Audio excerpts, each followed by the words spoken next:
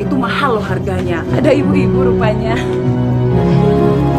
Berlatar di sebuah kampung, kisah pun dimulai. Di sana terlihat beberapa orang sedang membantu menurunkan barang-barang milik seorang janda cantik bernama Wati yang pindah rumah. Wati kemudian memperkenalkan diri pada tetangga barunya yang salah satunya bernama Lina. Agar mendapat simpati dari mereka, Wati berbohong dan menceritakan kalau dia hidup sebatang kara karena dia ditinggal kabur sama suaminya bersama cewek lain. Padahal yang sebenarnya Watilah yang meninggalkan suaminya, sebab burungnya gak bisa bangun. Sedangkan Wati haus akan kenikmatan burung tersebut. Bodoh sekali kalian, rupanya gampang aku bohongi. Kalau sebenarnya aku yang meninggalkan mantan suamiku. Aku mana bisa hidup dengan lelaki yang gak bisa memberikan kenikmatan kepadaku. Pada sore harinya Wati nangkring di depan rumahnya sambil curi-curi pandang, barangkali ada cowok ganteng yang bisa diajak tempur di malam hari. Tak lama kemudian datanglah seorang cowok setengah tua yang baru pulang dari kerjanya. Dia bernama Pak Arpan, yaitu suaminya dari Bu Lina. Wati pun mulai menjalankan aksinya dengan menarik perhatian Pak Arpan dengan penampilan seksainya. Dan pada malam harinya, Wati datang ke rumah Pak Arpan untuk silaturahmi dan berkenalan pada keluarga mereka. Dalam pikiran Wati sambil sesalaman, kayaknya Pak Arpan bisa kumanfaatin nih. Tua dikit gak apa-apalah, yang penting masih bisa diajak tempur. Diketahui Pak Arpan memiliki 2 orang anak laki-laki yang bernama Beni dan Dika. Besok paginya Wati pun berkenalan dengan anak bungsunya Pak Arpan yang bernama Dika. Dia masih duduk di bangku SMA. Dalam pikiran Wati saat berkenalan dengan Dika, sekarang bapak kamu dulu yang aku coba, dan selanjutnya adalah giliran kamu. Tak lama kemudian Pak Arpan keluar rumah akan berangkat kerja ke kelurahan. Kesempatan tersebut dimanfaatkan Wati untuk mendekatinya. Wati kemudian meminta Pak Arpan untuk berangkat bareng ke kantor kelurahan karena dia juga berencana akan mengurus surat pindah rumah dan buat KTP baru. Namun karena Wati belum mandi, Pak Arpan disuruh menunggu dulu di rumahnya biar bisa berangkat bareng. Pak Arpan tungguin saya ya. Saya mandi dulu, habis itu baru deh kita pergi bareng. Bagaimana? Dan kesempatan itulah dimanfaatkan Wati untuk menikmati burungnya Pak Arpan dengan berpura-pura sakit pada kakinya. Wati kemudian menyuruh Pak Arpan untuk memijitnya. Agak kenceng Pak, agak kenceng.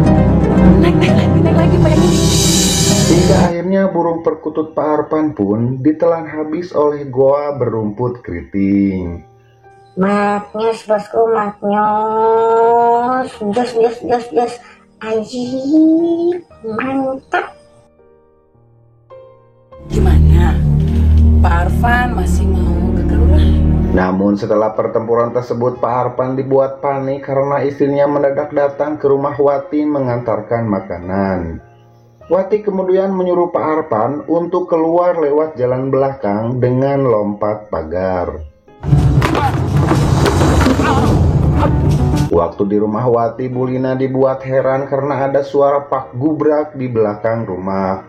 Wati pun segera mengalihkan perhatian kalau suara tersebut adalah suara kucing jatuh. Setelah pulang dari rumah Wati, Bu Lina merasa heran karena suaminya sudah ada di rumah dalam keadaan luka. Padahal waktu itu masih jam kerja, sehingga membuat Bu Lina jadi gak enak perasaannya. Pada malam harinya Wati mengajak Pak Arpan untuk bertempur lagi. Namun kali ini Pak Arpan menolaknya dan menyuruh Wati untuk jangan mengganggunya lagi. Karena dia gak mau rumah tangganya hancur gara-gara perbuatan nista ini. Ke rumah Wati malam ini Pak. Maaf Wati, saya rasa kita tidak bisa meneruskan kesalahan yang telah kita perbuat sama ini. Dia menyesal dan sangat menyayangi istrinya. Pak Arpan kemudian meminta maaf sama istrinya dan mengakui kesalahannya kalau dia sudah berselingkuh dengan orang lain. Bu Lina pun memaafkannya dan menyuruh Pak Arpan untuk bertobat kepada Allah.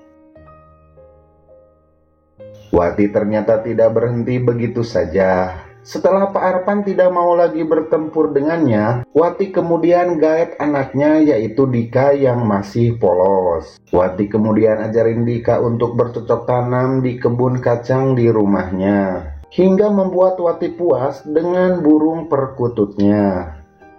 Kamu itu laki-laki normal ya sayang. Dika takut tante. Gak usah takut. Dika awalnya takut dengan apa yang telah dilakukannya, namun lama-lama keenakan dan jadi ketagihan. Dika dan Tante Wati pun akhirnya berpacaran. Tengah malam Dika kemudian pulang ke rumahnya. Di sana ibunya sudah menunggunya dan menanyakan habis dari mana jam segini baru pulang.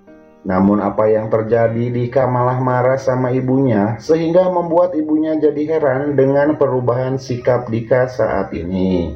Udah, ibu bawel. Hingga pada suatu malam temannya Benny melihat Dika habis jalan-jalan sama Tante Wati yang sangat mesra sekali, dan kemudian memberitahukannya sama Benny, kakaknya Dika.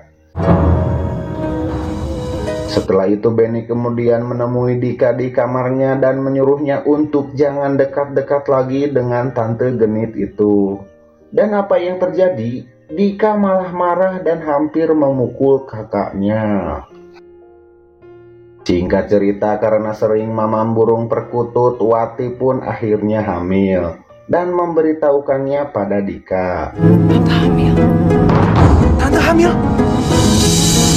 Dengar semua itu, Dika kaget banget dan kebingungan karena dia belum siap untuk jadi ayah dari anak tersebut, sebab dia masih sekolah. Namun akhirnya Dika pun mau bertanggung jawab. Besok paginya kepala sekolah dan guru di sekolahnya Dika datang ke rumah dengan tujuan ingin mengetahui keadaan Dika.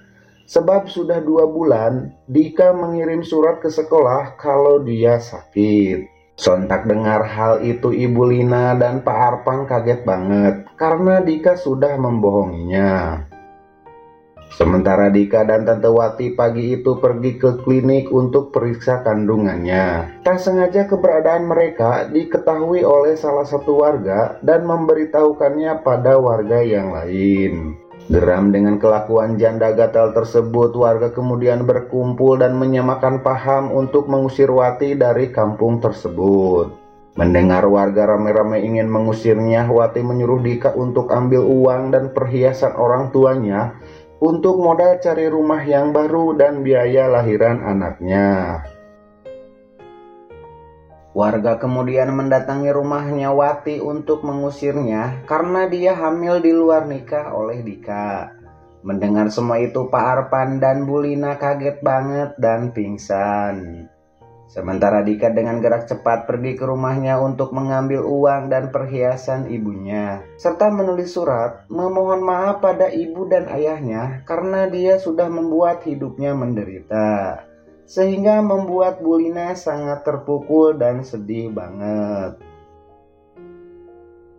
Sudah 1 tahun Pak Arpan dan Bu Lina berpisah dengan Dika. Namun sampai saat ini mereka belum menemukan keberadaannya. Pak Arpan dan Bu Lina kemudian berdoa pada Allah memohon petunjuk agar mereka bisa bertemu lagi dengan anaknya. Dan di akhir cerita akhirnya keberadaan Dika diketahui dari informasi temannya Benny. Namun apa yang terjadi? Kenyataan pahitlah yang harus diterima keluarga Pak Arpan. Wati istrinya Dika depresi jadi gila karena anaknya maeot dalam kandungannya. Sementara Dika meninggal dunia karena kecelakaan. Tamat dengan ending yang sangat membagongkan.